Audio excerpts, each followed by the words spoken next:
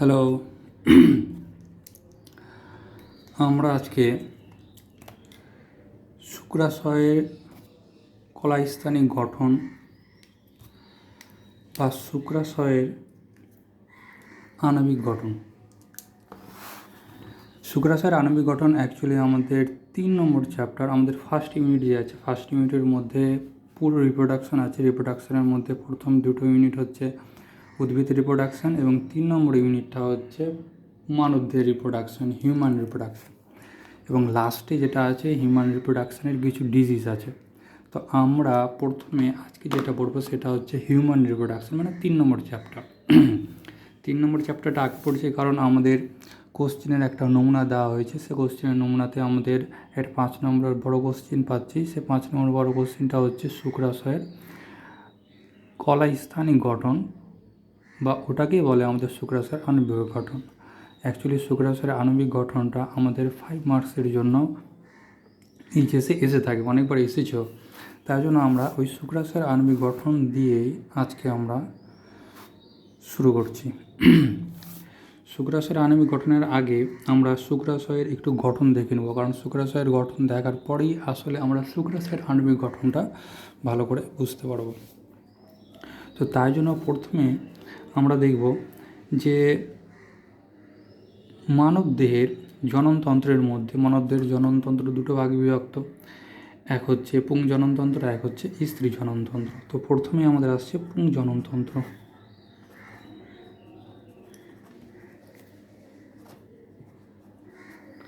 পুংজননতন্ত্রের মধ্যে পুরুষদের মধ্যে কিছু জনন অঙ্গ একত্রিত হয়ে একটা নির্দিষ্ট কাজ করলে সেই জনন অঙ্গযুক্ত তন্ত্রটাকে আমাদের বলে পুংজননতন্ত্র। পুংজননতন্ত্রের মধ্যে সাধারণত আমাদের প্রধান যে জননাঙ্গ, সে প্রধান জননাঙ্গকে বলা হয় আমাদের শুক্রাশয়। শুক্রাশয় ইংরেজিতে বলে আমাদের টেস্টিস। শুক্রাশয় সাধারণত পুংজননতন্ত্র, এবং শুক্রাশয় আমাদের পুরুষের দেহে এক জোড়া থাকে। এই শুক্রাশয়ের আমরা যদি আণবিক গঠনটা দেখি, সাধারণত শুক্রাশয়ের গঠন দেখতে গিয়ে আমরা ঠিক একটা গঠন দেখতে পাবো। সেই গঠনটা হবে আমাদের ঠিক এরকমভাবে।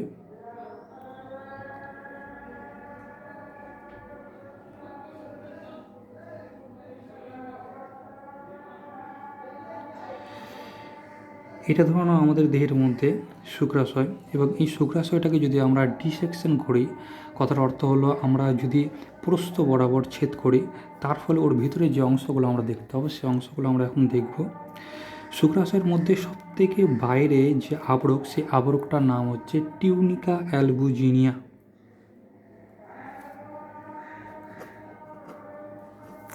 টিউনিকা অ্যালবুজিনিয়া। এই টিউনিকা অ্যালবুজিনিয়ার আরেকটা নাম আছে, সেটাকে বলা আমাদের শ্বেত আবরক। শ্বেত আবরক।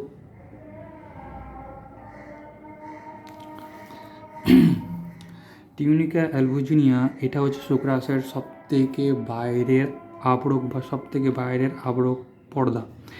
এই সবথেকে বাইরের আবরক পর্দাটা ভিতর দিকে আমাদের প্রবর্ধক সৃষ্টি করে ভিতর দিকে প্রবেশ করে, তার ফলে আমাদের শুক্রাশয়ের মধ্যে কয়েকটি প্রকোষ্ঠ আমরা দেখতে পাই। ঠিক এরকমভাবে আমাদের ভিতরের দিকে টিউনিকা অ্যালবুজিনিয়াগুলো প্রবেশ করে কিছু প্রবর্ধক সৃষ্টি করবে। সেই প্রবর্ধকগুলো আমাদের কিছু প্রকোষ্ঠ তৈরি করবে। এই প্রকোষ্ঠগুলো আমাদের ঠিক এইভাবে গঠন করবে।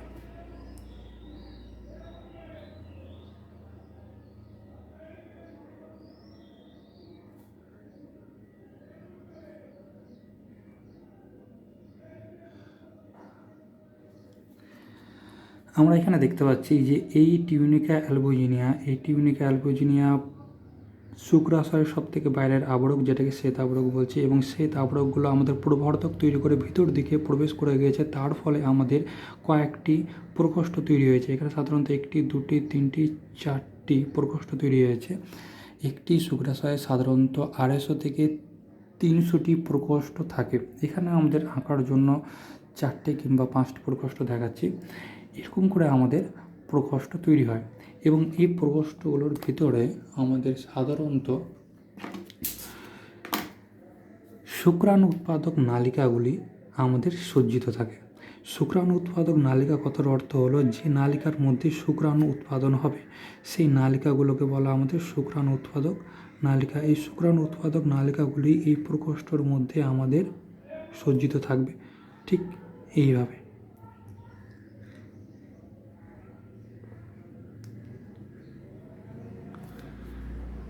প্রত্যেকটা প্রকোষ্ঠের মধ্যে শুক্রাণু উৎপাদক নালিকা। এই শুক্রাণু উৎপাদক নালিকাগুলিকে বাংলায় আমাদের বলে সেমিনিফেরাস টিবিউল। এই সেমিনিফেরাস টিবিউলগুলি আমাদের এইভাবে সজ্জিত থাকবে এবং এই সেমিনিফেরাস টিবিউলগুলোর মধ্যেই শুক্রাণু তৈরি হবে।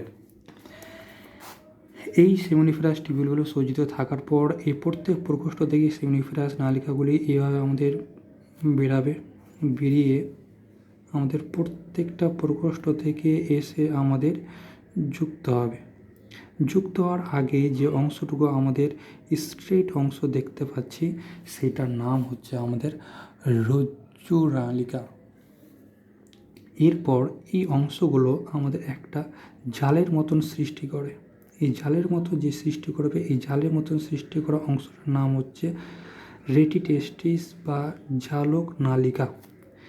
এরপর এই ঝালক নালিকাগুলো থেকে আমাদের কিছু নালী তৈরি হবে। সেই নালীগুলো আমাদের ঠিক উপর দিকে যাবে, উপর দিকে গিয়ে আমাদের একটা গুচ্ছিত অংশ শুক্রাশয়ের উপর গঠন করবে। এই যে গুচ্ছিত অংশ যেটা শুক্রাশয়ের উপরে গঠন করছে এই গুচ্ছিত অংশটা নাম হবে আমাদের এপিডিডাইমিস। তারপর আমাদের একটি নালী গঠন করবে, সেই নালীটা নিচের দিকে আসবে এবং নিচের দিকে এসে এটা আবার পুনরায় এইভাবে মূত্রনালীর সঙ্গে গিয়ে যুক্ত হবে। এখানে আমরা দেখব শুক্রাশয় থেকে যে নালীগুলো বা আমাদের শুক্রাশয়ের প্রকোষ্ঠ থেকে যে শুক্রাণু উৎপাদক নালিকাগুলো বেরিয়ে আসছে সেই শুক্রাণু উৎপাদক নালিকাগুলিকে আমরা বলছি ঋজু নালিকা। ঋজু নালিকার পরবর্তী অংশে আমাদের জালের মতন যে অংশগুলো গঠন হয়েছে সেই জালের মতন অংশগুলোকে আমরা বলছি জালক নালিকা।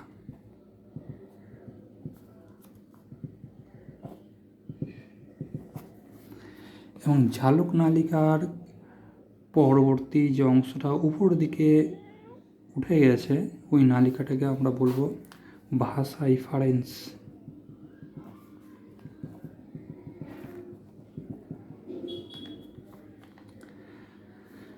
এবং ভাসা ইফারেন্সের পরে উপরে যে অংশটা আমাদের গুচ্ছিত হয়ে আছে সেমিনিফেরাস নালিকারই গুচ্ছিত অংশ, সেই গুচ্ছিত অংশগুলোকে আমরা সাধারণত বলবো এপিডিডাইমিস।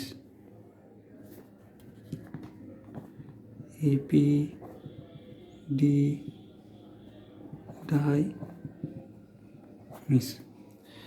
এই এপিডিডাইমিস গঠন করার পর দেখো একটা নালী আমাদের আবার নিচের দিকে নেমে আসছে। নিচের দিকে যে নালীটা নেমে আসছে ওর নাম হবে ভাসা ডিফারেন্স।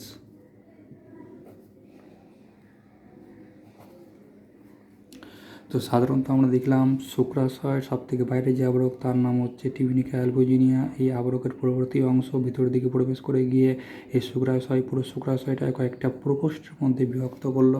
সাধারণত একটি শুক্রাশয়ের মধ্যে 250 থেকে 300টি প্রকোষ্ঠ আমরা পাই।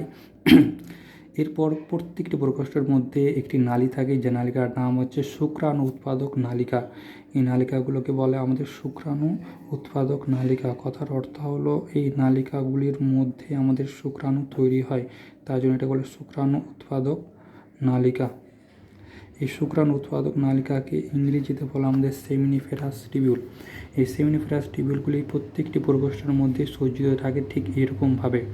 এরপর এই প্রত্যেকটি প্রকোষ্ঠ থেকে যে সেমিরফাস নালিকাগুলি বেরিয়ে আসছে সোজা হয়ে অংশগুলো, সেটাকে আমাদের বলছে রজ্জু নালিকা। রজ্জু নালিকাগুলি পরবর্তীতে আমাদের জালকের মতন অংশ গঠন করছে, এটাকে বলছে আমাদের জালক নালিকা, এটাকে আমাদের ইংরেজিতে রেটিটেস্টিস বলে। এরপর জালক নালিকা থেকে কিছু অংশ উপর দিকে উঠছে, সেটাকে বলছে আমাদের ভাষা ইফারেন্স। ভাষা ইফারেন্সের পরবর্তী যে অংশটা সেটাকে বলছে আমাদের এপিডিডাইমিস। এপিডিডাইমিসের পর যে নালীটা আমাদের বেরিয়ে আসে নিচের দিকে নেমে, সেটাকে বলছে ভাষা ডিফারেন্স। এইভাবে আমাদের সাধারণত এতটুকু শুক্রাশয়ের গঠনটা মনে রাখবো। আমাদের চ্যাপ্টারের শুরুর প্রথম দিকে পুংজনতন্ত্রের পুরো ডিটেলস দেওয়া আছে, এই জায়গাটা আমরা বিশেষ করে মাথায় রাখবো, পরবর্তী অংশগুলোও পড়তে হবে। এই যে আমরা ছবিটা আঁকলাম, এই ছবিটা কিন্তু আমাদের শুক্রাশয়ের আণবিক গঠনের জন্য দিব না। শুক্রাশয়ের আণবিক গঠনের জন্য আমরা যে ছবিটা দিব ওইটা আমরা এরপরে আঁকছি। এরপর আমাদের যে অংশটা পড়তে হবে সেটা হবে শুক্রাশয়ের আণবিক গঠন।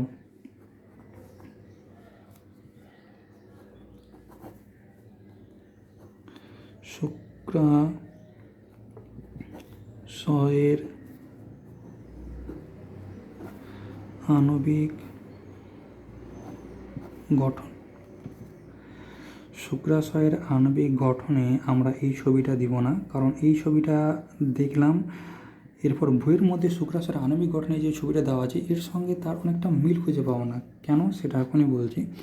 আমরা শুক্রাশয়কে ঠিক প্রস্থ বরাবর ছেদ করে তার মধ্যে অংশগুলো আমরা এখন দেখছি, এটা হচ্ছে শুক্রাশয়ের গঠনের মধ্যে। এবার এই যে অংশটা আছে এই অংশগুলোকে আমরা যদি ঠিক এইভাবে উপর থেকে সমানভাবে কেটে ফেলি, উপর থেকে সমানভাবে কেটে ধরে নাও এই আমাদের এই অংশটাকে আমরা ঠিক এইভাবে কেটে দিই।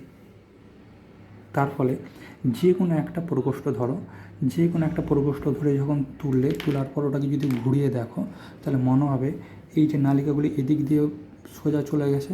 এবার এই প্রকোষ্ঠটাকে কেটে যদি তুলে ধরি তো মনে হবে নালিকাগুলি উপর দিকে উঠে আসছে, আর আমরা সমানভাবে এভাবে আমরা কেটে ফেলেছি। ঠিক আছে, ওই চিত্রটা আমরা এখন আঁকছি।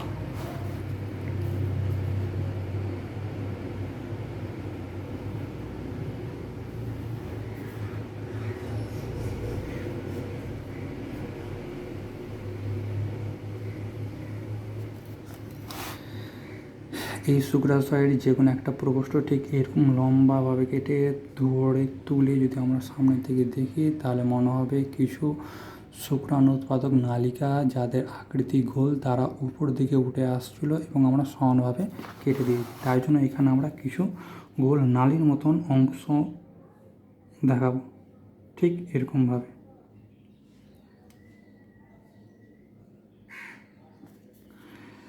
এবং এর চারপাশে আরও অনেকগুলো আমাদের নালী থাকবে, সেই নালীগুলো আমাদের ছোট আমরা সাইজে দিচ্ছি, কারণ একটা বড় করে দেখলে বাকিগুলো আমরা পরিষ্কার বুঝতে পারবো। এগুলো কিন্তু আসলে শুক্রাণু উৎপাদক নালিকা। সেই শুক্রাণু উৎপাদক নালিকাগুলো আমরা এখানে যেভাবে দেখছি পাশ দিয়ে চলে গেছে, এটাকে যদি কেটে আমরা ঘুরিয়ে দেখি তাহলে মনে হবে যে উপরের দিকে উঠে আসছে।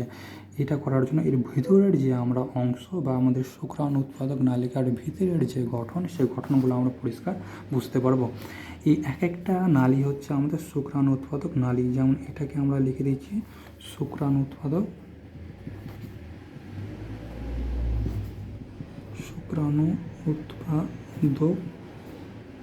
নালী। এবার এটা শুক্রাণু উৎপাদক নালী, এটা শুক্রাণু, এগুলো হচ্ছে সব শুক্রাণু উৎপাদক নালী। শুক্রাণু উৎপাদক নালীগুলির মাঝে এক রকমের আমাদের ধাত্র থাকে। ধাত্র বলতে তরল পদার্থ। সেই তরল পদার্থগুলো আমাদের বিভিন্ন রকমভাবে আমাদের সাহায্য করে থাকে, এবং এই তরল পদার্থের মাঝে মাঝে কিছু আমাদের রক্তবাহ বা লসিকাবাহ আমরা দেখতে পাবো। রক্তবাহ এবং লসিকাবাহ আমাদের ঠিক এরকম জায়গায় দেখতে পাবো, অক্সিজেন খাদ্য নিয়ে আসার জন্য এবং সরবরাহ করার জন্য। তাছাড়াও এখানে আমাদের এই শুক্রাণু উৎপাদক নালিকাগুলির বাইরে, যেমন শুক্রাণু উৎপাদক নালিকা এরকম জায়গাতে শুক্রাণু উৎপাদক নালিকাগুলির বাইরে বা ওদের মাঝে আমাদের একগুচ্ছ কিছু কোষ দেখতে পাবো। এই একগুচ্ছ যে কোষ আছে সে শুক্রাণু উৎপাদক নালিকাগুলির বাইরে একগুচ্ছ কোষগুলোকে আমরা সাধারণত বলি আন্তঃলিডিক সেল বা লিডিকের আন্তঃকোষ। এই যে লিডিকের আন্তঃকোষ আমরা এখন আঁকলাম, এই লিডিকের আন্তঃকোষগুলো আমাদের অনেকগুলো শুক্রনালীর মাঝে থাকে। ঠিক যেমন আমরা এখানে অনেকগুলো শুক্রনালী দেখছি, ওর মাঝে যে সাদা অংশগুলো দেখতে পাচ্ছি ওই জায়গাগুলোতে থাকে, কিন্তু আমাদের এই জায়গাগুলোতে শুক্রাণু উৎপাদন নালী, শুক্রাণু উৎপাদন নালী মাঝে আমরা এখানটায় লিডিক সেল বা লিডিকের আন্তঃকোষ, লিডিকের আন্তঃকোষ। এই লিডিকের আন্তঃকোষের কাজ হলো, এই লিডিকের আন্তঃকোষগুলোই আমাদের পুরুষদের দেহের প্রধান হরমোন সেটা উৎপন্ন করতে পারে, যেটাকে আমরা বলি টেস্টোস্টেরন হরমোন। টেস্টোস্টেরন হরমোন উৎপাদন করতে পারে এই আমাদের লিডিকের আন্তঃকোষ। এরপর আমরা দেখব শুক্রাণুৎপাদক নালিকাগুলির মাঝে কোষগুলোর বর্ণনা। শুক্রাণুৎপাদক নালিকাগুলির এই যে শুক্রাণুৎপাদক নালিকা, এটা হচ্ছে শুক্রাণু উৎপাদন নালিকাগুলির পর্দা, এটাকে বলে আমাদের ভিত্তি পর্দা। ভিত্তি পর্দা বলতে আবরক পর্দা, শুক্রাণু উৎপাদন নালিকার আবরক পর্দা। এই আবরক পর্দার গায়ে আমাদের কিছু লম্বা লম্বা কোষ ভিতর দিক পর্যন্ত বা কেন্দ্র পর্যন্ত আমাদের বিস্তৃত থাকতে দেখব। ঠিক এরকমভাবে ভিতর পর্যন্ত বা কেন্দ্র পর্যন্ত আমরা বিস্তৃত থাকতে দেখতে পাবো। আমরা অনেকগুলোই দেখতে পাই, এখানে আমি মোট 4টে আমরা আঁকলাম আঁকার সুবিধার জন্য। এখানে সাইটোপ্লাজম থেকে নিউক্লিয়াসের আকারও বড় থাকে, কোষটা লম্বা থাকে, ভিত্তি পর্দা থেকে শুরু করে কেন্দ্র পর্যন্ত বিস্তৃত থাকে। এই কোষটার নাম হচ্ছে সার্টোলি কোষ।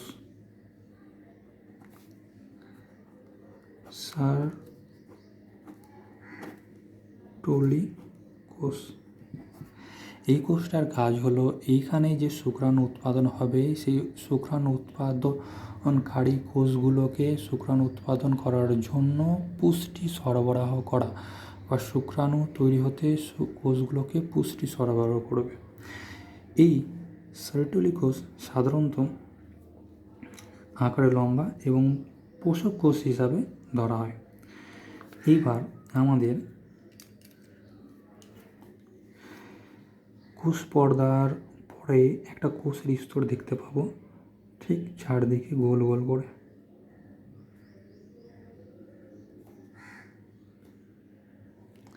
এই যে কোষের স্তরটা আমি এখনই আঁকছি, এটা কিন্তু আমাদের ভিত্তি পর্দা বা ঝিল্লি পর্দা বা আমাদের সেমিনিফেরাস নালিকা পর্দার একদম সংলগ্ন অংশে।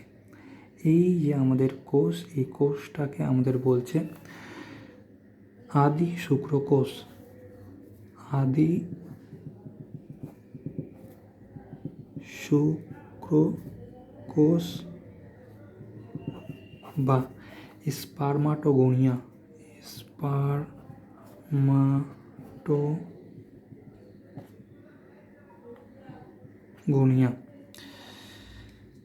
এটাকে আমাদের বলে স্পারমাটোগোনিয়া বা আদি শুক্রকোষ। এই আদি শুক্রকোষ পরবর্তীতে বিভাজিত হতে থাকবে এবং বিভাজিত হতে থেকে আমাদের শুক্রাণু তৈরি করবে। আদি শুক্রকোষ তারপর আমাদের বিভাজিত হয়ে যে কোষটা তৈরি হবে সে কোষটাকে আমরা বলবো প্রাইমারি স্পারমাটোসাইট। এই প্রাইমারি স্পারমাটোসাইটটা ঠিক তার আগে বা তার পরে বিস্তৃত থাকবে। যে জায়গাটা আমি আঁকছি লাল কালারের, সেই কোষগুলো হচ্ছে আমাদের আদি শুক্রকোষ থেকে বিভাজিত হয়ে তৈরি হবে। এই কোষগুলোকে বলবে আমাদের প্রাইমারি স্পারমাটোসাইট।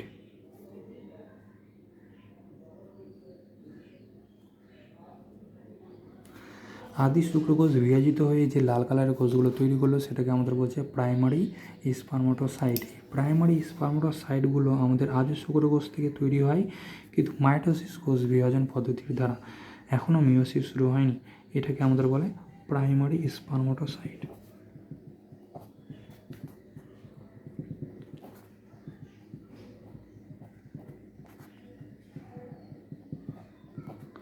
এটা হচ্ছে আমাদের প্রাইমারি স্পারমাটোসাইট। আদি শুক্রকোষ মাইটোসিস প্রক্রিয়ায় বিভাজিত হয়ে প্রাইমারি স্পারমাটোসাইট আমাদের গঠন করলো। এরপর প্রাইমারি স্পার্মাটোসাইটটা আমাদের প্রথম মিওসিস বিভাজন হবে। মিওসিস বিভাজন হওয়ার ফলে আমাদের যেটা তৈরি করবে সেটাকে আমাদের বলবে গৌণ স্পার্মাটোসাইট। প্রাইমারি স্পার্মাটোসাইট বিভাজিত হয়ে তারপর যে তৈরি করবে সেটাকে বলবে আমাদের গৌণ স্পার্মাটোসাইট। এখন যে আমরা গোল গোল কোষ আঁকছি সে কোষগুলো হচ্ছে আমাদের গৌণ স্পার্মাটোসাইট। এই গৌণ স্পার্মাটোসাইটগুলো আমাদের প্রথম মিওসিসের ফলে তৈরি হলো। এই কালো কালারের কোষটাকে আমরা বলছি সেকেন্ডারি স্পার্মাটোসাইট।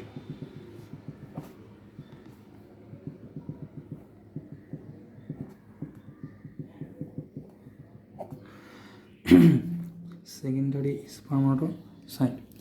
এই সেকেন্ডারি স্পার্মাটোসাইট এরপর এই সেকেন্ডারি স্পার্মাটোসাইট বিভাজিত হয়ে গিয়ে যে আমাদের কোষ তৈরি করবে সেই কোষটাকে আমরা সাধারণত বলবো স্পার্মাটিড। এই যে আমি এখন নীল কালারের যে গোল গোল কোষগুলো তৈরি করছি সেই কোষগুলোকে বলবো আমরা স্পার্মাটিড। স্পার্মাটিডের মধ্যে কোনো লেজ থাকে না, কোষগুলো পুরো গোল, তাই জন্য এই স্পার্মাটিডকে আবার আরেকটা নামে ডাকা হয়, সেটাকে বলা আমাদের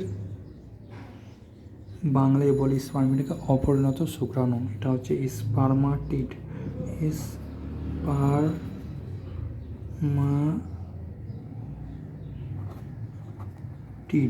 এই স্পার্মাটিডকে আমাদের বলে অপরিণত শুক্রাণু। অপরিণত শুক্রাণু কথার অর্থ হলো এখন এর মধ্যে লেজ দেখা যায়নি। শুক্রাণু এই স্পার্মাটিড এরপরে লেজ যুক্ত হয়ে গিয়ে গঠন করবে আমাদের স্পার্মাটোজোয়া, যেটাকে আমরা বলবো শুক্রাণু। স্পার্মাটোজোয়া যেটাকে আমরা বলবো শুক্রাণু, এবং শুক্রাণুগুলো আমাদের কেন্দ্রে অবস্থান করবে। এখানে আরেকটা জিনিস আমাদের দেখতে হবে, এখন যে আমাদের তৈরি হলো সেই তৈরি হওয়া অংশটার নাম হচ্ছে শুক্রাণু। শুক্রাণুকে আমাদের এইখানে বলে স্পার্মাটোজোয়া।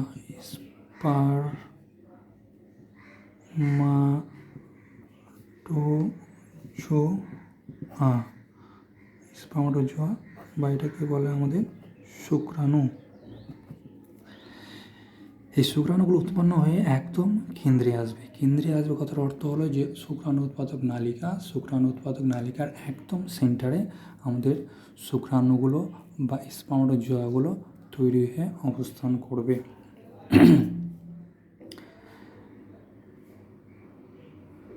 এখন আমরা এখানে দেখব এই যে আমাদের লম্বা করে কোষগুলো আছে, এই কোষগুলো আমাদের আরও অনেক সংখ্যক থাকবে। এই কোষগুলোর চারদিকে এই যে আমাদের স্পার্মাটোগোনিয়া, প্রাইমারি স্পার্মাটোসাইট, গৌণ স্পার্মাটোসাইট, তারপরে স্পার্মাটিড, স্পার্মাটোজোয়া, এরা কিন্তু আমাদের অ্যাটাচ থাকে। অ্যাটাচ থাকে কথার অর্থ এরা যখন বিভাজিত হয়ে কোষগুলো আমাদের শুক্রাণুতে পরিণত হওয়ার চেষ্টা করেছে তখন এই কোষ থেকে ওরা পুষ্টি শোষণ করে। তাই জন্য নতুন যে শুক্রাণুটা তৈরি হবে তার মাথা কিন্তু আমাদের এই সার্টলি কোষগুলোর সঙ্গে অ্যাটাচ থাকবে।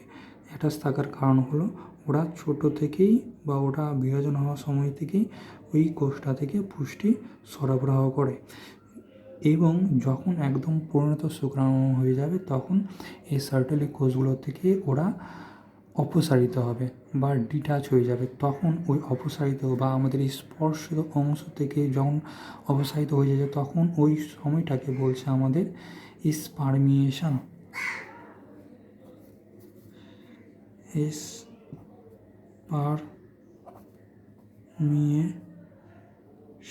কথার অর্থ হলো কোষগুলো সার্টলি কোষের সঙ্গে অনেক আগে থেকে যুক্ত থাকবে, ধীরে ধীরে বিভাজিত হয়ে যখন শুক্রাণুতে পরিণত হয়ে যাবে তখনও যুক্ত থাকবে, এবং কমপ্লিট শুক্রাণু পরিণত হওয়ার পর তারা সার্টলি কোষটা থেকে অপসারিত হবে বা ডিটাচ হয়ে যাবে। ওই অপসারিত হওয়ার টার্মটা হচ্ছে আমাদের স্পারমিয়েশন। এই আমরা একটা শুক্রাণু উৎপাদক নালিকাগুলির মধ্যেই যে ঘটনাটা ঘটে সেটা আমরা দেখালাম। এখানে যে শুক্রাণু উৎপাদক নালিকা, এখানে যে শুক্রাণু উৎপাদক নালিকা, এখানে যে শুক্রাণু উৎপাদক নালিকা, এদের প্রত্যেকের মধ্যে এই ঘটনাটাই ঘটছে। এই একটা ছবি দেখিয়ে দিলে আমাদের প্রত্যেকটা দেখানো কমপ্লিট হয়ে যাবে। এই ছবিটা কিন্তু আসলে আমরা শুক্রাশয়ের আণবিক গঠন বা শুক্রাশয়ের কলাস্থানিক গঠন কলা স্থানিক গঠন এর মধ্যে বর্ণনা করার পর এই ছবিটা আমরা দেব। এটা আমরা এখন পড়লাম শুক্রাশয়ের আণবিক গঠন বা শুক্রাশয়ের কলাস্থানিক গঠন। এইটা সাধারণত আমাদের ইম্পর্টেন্ট 5 মার্কসের এইচএসে আসে, অনেকবার এসছে, এবারও হয়তো ইম্পর্টেন্ট আছে, এবং এটা আমাদের কোশ্চিনে প্র্যাকটিস করার জন্য বা অ্যাক্টিভিটি টাস্কের মধ্যে আমাদের দিয়েছে। তো এটা আমরা ভালো করে দেখব ছবিটা, এবং বইয়ের মধ্যেও এই ছবিটা দেওয়া আছে শুক্রাশয়ের কলাস্থানিক গঠনের মধ্যে বা আণবিক গঠনের মধ্যে। ছবি যখন আমরা বুঝবো কিংবা ছবি যখন আমরা আঁকবো তখন যেন পরিষ্কার প্রত্যেকটা টার্ম আমাদের ক্লিয়ার থাকে এবং প্রত্যেকটা অংশ যেন আমাদের বোঝা যায়। এরপর আমাদের যে পয়েন্টগুলো পড়তে হবে সেটা আমাদের বইতেই দেওয়া আছে। আজকের জন্য আমরা এতটুকুই।